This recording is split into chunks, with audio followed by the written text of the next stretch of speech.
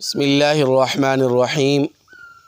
نحمدہ و نصلی علی رسولہ الکریم اما بعد۔ گزشتہ ویڈیو میں آپ کو یہ بات بتائی گئی تھی کہ حضرت ابراہیم خلیل اللہ علیہ السلام نے اپنی قوم کو سمجھانے کی اور باور کرانے کی کوشش کی کہ یہ تمہارے جو معبودان باطلہ ہیں ان کی کوئی حیثیت نہیں ہے، یہ اپنے نفع نقصان کے مالک نہیں ہیں، یہ تمہارے معبود اور تمہارے خدا نہیں ہیں، بلکہ تمہارا معبود، تمہارا خالق، تمہارا مالک، تمہارا رازق اللہ رب العزت کی ذات اقدس ہے۔ لیکن قوم نے حضرت ابراہیم علیہ السلام کی نصیحت پر کوئی کان نہیں دھرا اور کجروی نہ چھوڑی، صراط مستقیم پر گامزن نہ ہوئے، اور انہوں نے حضرت ابراہیم خلیل اللہ علیہ السلام کے خلاف اعلان جنگ کر دیا، اور قوم اور ان کے مذہبی پیشواؤں اور رہنماؤں نے ابراہیم علیہ السلام کو آگ میں جلانے کا اعلان کر دیا۔ اب ابراہیم علیہ السلام کو اللہ تبارک و تعالی نے اس نار نمرود سے کیسے بچایا، کیسے محفوظ اور مامون فرمایا، اور وہ نار نمرود حضرت ابراہیم خلیل اللہ علیہ السلام کے لیے کیسے گل گلزار بنی، یہ تفصیلات آج کی ویڈیو میں آپ کو بتائی جا رہی ہیں۔ اس سے پہلے آپ سے گزارش ہے کہ اگر آپ ہمارے نئے ویور ہیں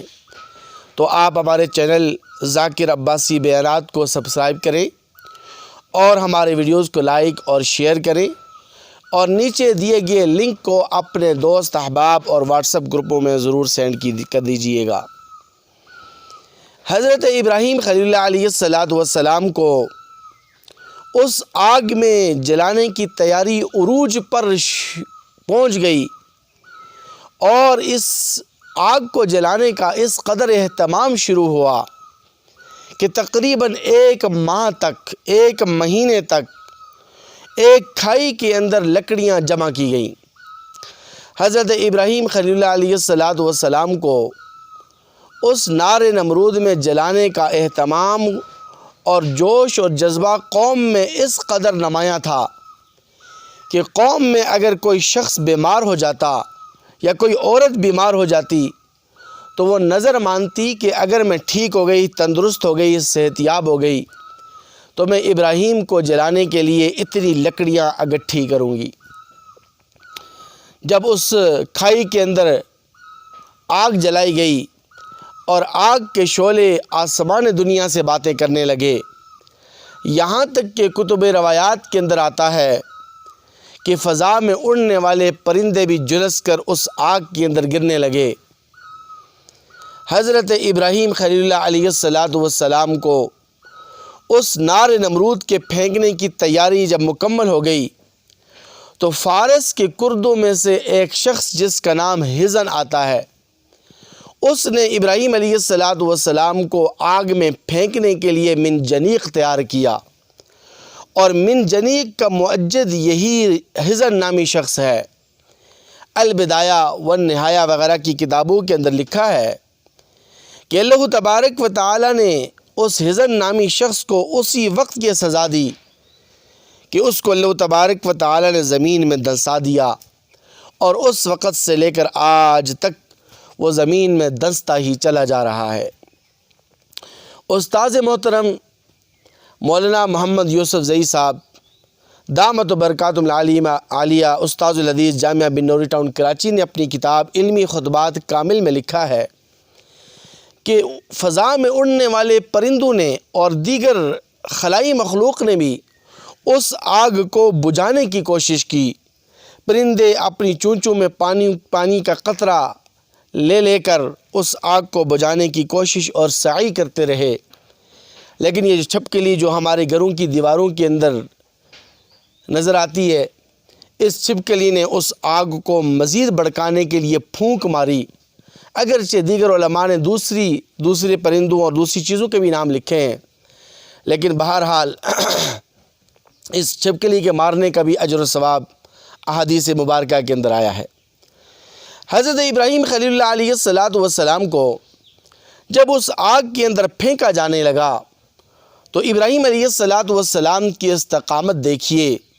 کہ آپ کی زبان پر اللہ تبارک و تعالیٰ کی وحدانیت کی صدائیں تھیں، لا الہ الا اللہ وحدہ لا شریک لک،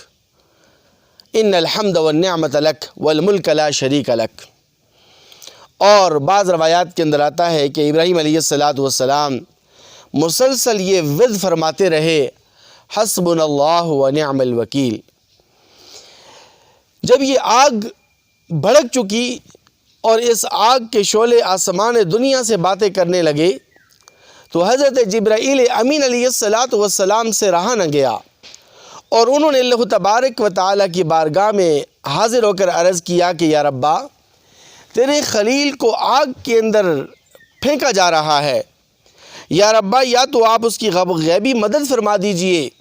یا مجھے اجازت دیجئے کہ میں جاؤں اور جا کر ابراہیم کو اس آگ اور نار نمرود سے بچاؤں۔ اللہ تبارک و تعالی جانتے تھے کہ میرے خلیل کی استقامت کتنی زیادہ ہے اور استقامت کا کیا عالم ہے، اور میرے خلیل کے اندر استقامت کی کوٹ کوٹ کر بری ہوئی ہے۔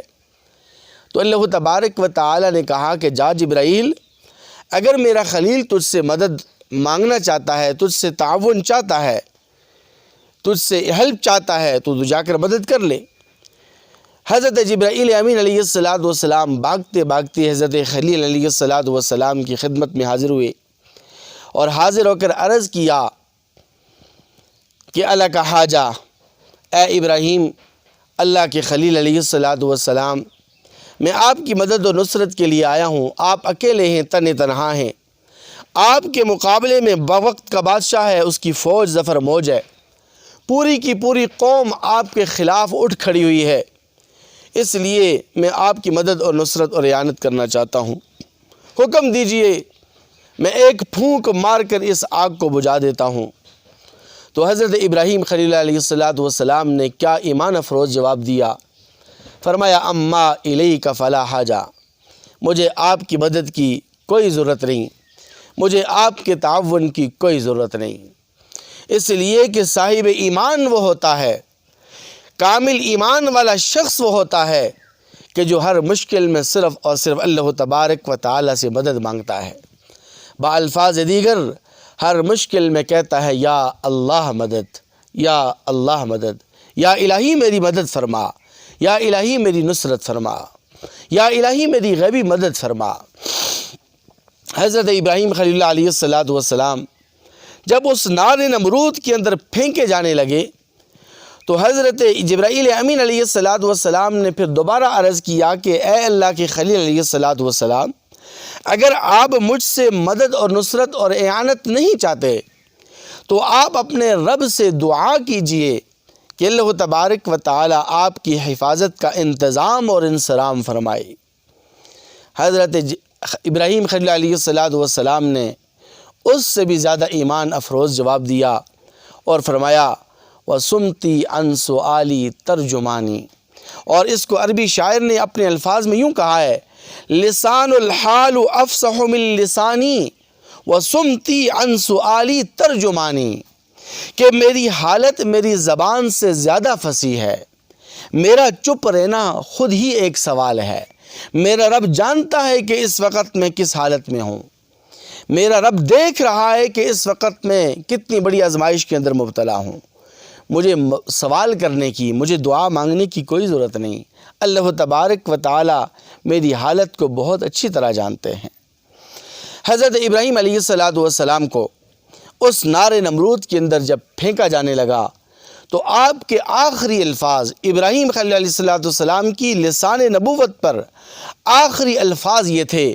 اللہم انک فی السماء واحد وانا فی الارض واحد اعبدک، یا ربا جس طرح آپ آسمان دنیا میں یکتا ہیں، اکیلے ہیں، تنہا ہیں،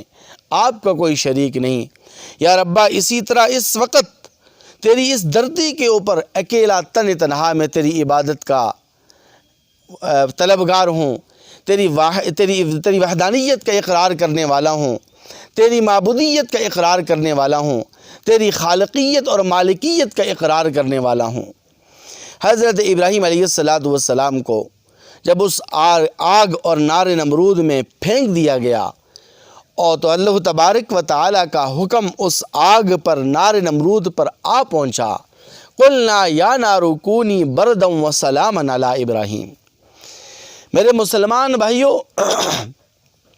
جب اس نار نمرود میں حضرت ابراہیم علیہ السلام پھینک دیے گئے اور وہ آگ اللہ تبارک و تعالیٰ کے حکم سے ٹھنڈی ہو گئی، تو اتنی ٹھنڈی بھی نہیں ہوئی کہ حضرت ابراہیم علیہ السلام کو سردی لگے، ابراہیم علیہ السلام اس میں کسی قسم کی پریشانی کے اندر مبتلا ہوں، بلکہ قرآن ٹھنڈی ہونے کے ساتھ ساتھ سلامتی کا لفظ استعمال کرتا ہے کہ وَسَلَامٌ عَلَىٰ ابراہیم، سلامتی والی ہو جا میرے ابراہیم پر۔ تو یوں سمجھ لیجئے آسان الفاظ میں اور عام فہم الفاظ میں کہ وہ نار نمرود حضرت ابراہیم علیہ السلام کے لیے اے سی روم بن گئی، ایئر کنڈیشن بن گئی، اور اس نار نمرود نے حضرت ابراہیم خلیل اللہ علیہ السلام کا ایک بال تک نہ جلایا، بلکہ کتب روایات کے اندر آتا ہے کہ جن رسیوں سے حضرت ابراہیم علیہ السلام جکڑے گئے تھے، باندھے گئے تھے، صرف ان رسیوں کو اس آگ نے جلایا ہے، اور ان رسیوں کو بھی اس لیے جلایا ہے کہ ان رسیوں سے جکڑے ہوئے حضرت ابراہیم پریشانی کے اندر، تکلیف کے اندر مبتلا تھے، ورنہ اللہ تبارک و تعالیٰ چاہتے تو وہ نار نمرود ان رسیوں کو بھی نہ جلاتی۔ بہرحال حضرت ابراہیم علیہ السلام کے لیے وہ آگ گل گلزار بنی، اور کتب روایات کے اندر مزید تفصیلات یہ ہیں کہ حضرت ابراہیم علیہ السلام ایک سرسبز و شاداب باغ کے اندر تشریف فرما تھے، ایک فرشتہ آپ پر مسلسل سایہ کیے ہوئے تھا، ایک دوسرا فرشتہ حضرت ابراہیم خلیل اللہ علیہ السلام کی پیشانی سے پسینہ صاف کر رہا تھا، بالفاظ دیگر ٹیشو پیپر لے کر حضرت ابراہیم علیہ السلام کی پیشانی سے پسینہ صاف کر رہا تھا۔ اس موقع پر حضرت ابراہیم خلیل علیہ السلام کا والد آزر بھی موجود تھا۔ جب اس نے اپنی آنکھوں سے یہ منظر دیکھا تو وہ بے اختیار پکار اٹھا، اس کی زبان سے بے ساختہ یہ الفاظ نکلے، نعم الرب و ربک یا ابراہیم، اے ابراہیم تیرا رب کتنا ہی اچھا رب ہے کہ تیرے رب نے اس نار نمرود میں کہ جس کے شعلے آسمان دنیا سے باتیں کر رہے ہیں، یہ نار نمرود تیرا بال تک نہ جلا سکی، تو تیرا رب کتنا ہی اچھا رب ہے، تجھ پر کتنا ہی مہربان ہے۔ اور بعض روایات کے اندر آتا ہے کہ اس موقع پر حضرت ابراہیم علیہ السلام کی والدہ بھی موجود تھیں۔ اللہ تبارک و تعالی نے حضرت ابراہیم علیہ السلام کی حفاظت کا انتظام اور انصرام، بالفاظ دیگر سیکورٹی کا انتظام و انصرام اس انداز سے فرمایا تھا کہ اس باغ کے اندر، جس باغ میں حضرت ابراہیم علیہ السلام تشریف فرما تھے، اس باغ کے اندر نہ کوئی جا سکتا تھا اور نہ ہی اس باغ سے کوئی باہر جا سکتا تھا، سیفٹی کے مکمل طور پر انتظامات اور انصرامات تھے۔ تو حضرت ابراہیم خلیل علیہ السلام کی والدہ نے اپنے بیٹے سے کہا کہ بیٹا، میرا دل چاہتا ہے کہ میں اندر آ جاؤں اور آ کر تجھے ایک مرتبہ سینے سے لگا لوں اور تیری پیشانی کا بوسہ لے لوں، تو اپنے رب سے دعا کر، تیرا رب میری اس خواہش کو پایہ تکمیل تک پہنچائے۔ حضرت ابراہیم علیہ السلام نے اللہ تبارک و تعالیٰ سے دعا کی، درخواست کی کہ یا ربا میری والدہ کی اس خواہش کو پورا فرما۔ حضرت ابراہیم علیہ السلام کی والدہ اندر تشریف لائیں اور حضرت ابراہیم علیہ السلام کو اپنے سینے سے لگایا، پیشانی کا بوسہ لیا اور بحفاظت تام واپس باہر آ گئیں۔ حضرت ابراہیم خلیل علیہ السلام تقریباً 40 دن یا 50 دن بعض روایات کے مطابق اس نار نمرود میں رہے۔ تو حضرت ابراہیم علیہ السلام سے کسی نے پوچھا کہ آپ کی زندگی کے سب سے زیادہ خوشگوار دن اور آپ کی زندگی کے سب سے زیادہ یادگار لمحات کون سے تھے؟ تو حضرت ابراہیم علیہ السلام نے فرمایا کہ میں نے وہ جو 40 دن یا 50 دن نار نمرود میں گزارے ہیں، جس نار نمرود کو اللہ تبارک و تعالی نے میرے لیے سرسبز و شاداب اور گل گلزار بنا دیا تھا، میری زندگی کے سب سے زیادہ یادگار لمحات اور سب سے زیادہ میری ڈائری کے سب سے زیادہ یادگار دن وہی 40-50 دن تھے۔ خلاصہ یہ کلام یہ کہ حضرت ابراہیم خلیل علیہ السلام کو قوم نے، وقت کے بادشاہ نے اور اس کی فوج اور ظفر موج اور اس کے کارندوں نے مٹانا چاہا اور ختم کرنا چاہا، آگ کے اندر جلانا چاہا، لیکن جسے اللہ رکھے اسے کون چکھے۔ وہ نار نمرود حضرت ابراہیم خلیل علیہ السلام کے لیے گل گلزار بنی، اور قرآن کہتا ہے وَأَرَادُوا بِهِ كَيْدًا فَجَعَلْنَاهُمُ الْأَخْسَرِينَ کہ میرے ابراہیم کو جلانے والوں کی تدبیریں خاک میں مل گئیں، وہ نقصان اور خسارے کے اندر مبتلا ہو گئے، اور میرے ابراہیم میرا خلیل کامیاب اور کامران ہو گیا۔ اب ابراہیم علیہ السلام اس امتحان میں جب 100% کامیاب اور کامران ہوئے تو اگلا امتحان آپ کا منتظر تھا کہ جب ابراہیم علیہ السلام کو یہ حکم ملا کہ اے میرے خلیل، آپ نے اپنے بیٹے، اپنے لخت جگر، اپنے نور نظر حضرت اسماعیل علیہ السلام کو ذبح کرنا ہے اور میرے نام پر اس کے گلے پر چھری پھیرنی ہے۔ اب اس امتحان میں حضرت ابراہیم علیہ السلام کس انداز سے کامیاب اور کامران ہوتے ہیں، اس کی تفصیلات آئندہ کی ویڈیوز میں اللہ تعالی ہم سب کو عمل کرنے کی توفیق نصیب فرمائے۔